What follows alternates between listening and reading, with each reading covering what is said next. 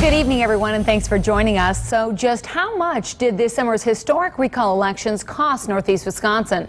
Some county clerks were surprised by the price of democracy.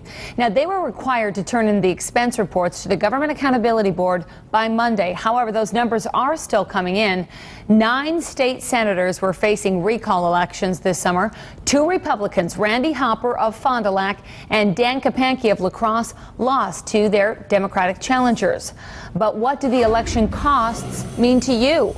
Fox 11's Lindsay Veramis has a closer look for us. The landscape of Wisconsin elections isn't what it used to be. A wave of unprecedented summer recalls have area clerks tallying costs some counties aren't prepared to pay. Starting January 1st, recall election, who would have heard of that? I guess even looking back to April, the recount.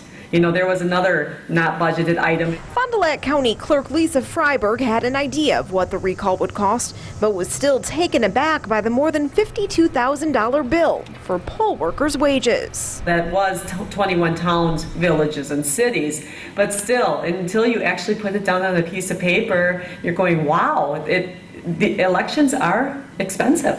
The county spent nearly $90,000. That includes, among other things, ballots, publications, manpower, even meals. I was fortunate. Both District 14 and 18 fell on the same day in July.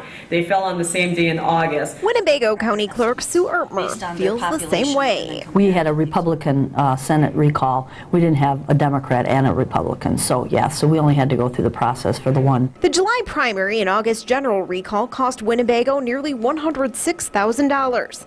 Shawano County saw 4 general recalls and 2 primaries, but says its costs were lower, about $75,000. In any of these cases, it's still going to go back to the taxpayer that's going to have to pick this up. Both Fond du Lac and Winnebago County dipped into their general funds, while Outagamie County is downsizing to cover costs. The clerk's office will be holding one of 3 full-time positions vacant until the end of the year and cutting that position to part-time in 2012.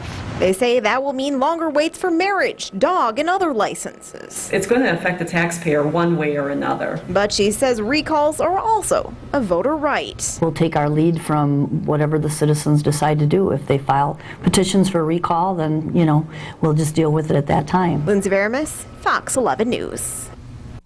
Local clerks believe that we could see more recalls next year, but most that we spoke with say they do not plan to add money into their 2012 budgets to account for that.